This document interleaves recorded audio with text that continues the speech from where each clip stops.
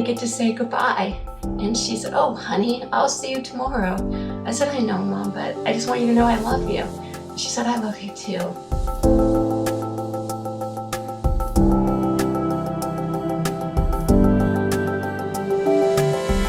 It's so important that we take the time to make these changes.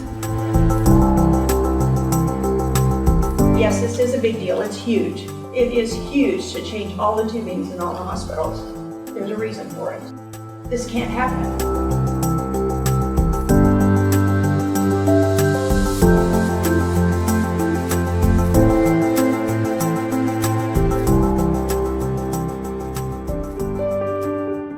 My name is Trisha Astad. I've been a registered nurse for 32 years, mostly in the areas of critical care. Of course, always focusing on quality care in a very safe environment. On June 5th of 2012, my mom went into an outpatient surgery center to have carpal tunnel surgery done. My mother had the procedure done under a local, no general anesthetic, came into the recovery room. The nurse took the line from the blood pressure monitor, and instead of inserting it into the cuff, she inserted it into a port of my mother's IV. This particular blood pressure machine, when you hit the button, would attempt 3 times to get a blood pressure reading before it would give up. So the large amount of air that would have entered into the cuff to create a reading went into my mother's bloodstream 3 times. That explains why she was gone within a minute of arrival, because she just died from a very massive air embolus, and that explained her terrible presentation in the emergency room. My name is Johanna Back, and our daughter was on the receiving end of a tubing misconnection in 2006. She was born at 30 weeks. She has Down syndrome and duodenal atresia, so she already had some issues, plus she needed to have an open heart surgery. She was in the NICU for a while. While in the NICU, a nurse attached her G-tube line to her IV line.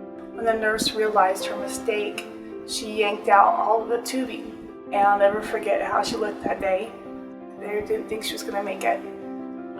They finally got some lines in, and they just did all they could do to support her. It took 3 days on life support, but she did make it through. We were very lucky that she did make it through, because most people don't make it when this happens to them. My name's Glenda Rogers. I've been an OB nurse for 26 years. My daughter Robin was 35 weeks pregnant when she was admitted to the hospital with nausea, vomiting, dehydration, and pain.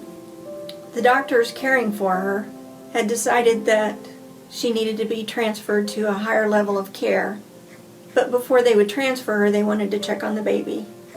They did the ultrasounds and checked, and there was no heartbeat, and we had to tell Robin that the baby had died. Before the transfer was completed, Robin also died.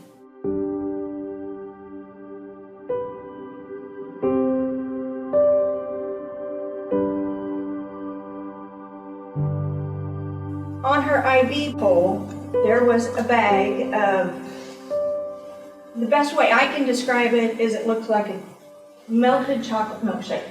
A big bag, like 2,000 liters. And on every corner of that bag, it had "not for IV use," and it was hooked to her PICC line. The tubing was compatible with the PICC line, so there was no trouble hooking it up. She started it at 11 o'clock to run at 200 an hour. It wasn't discovered until 5 o'clock that night.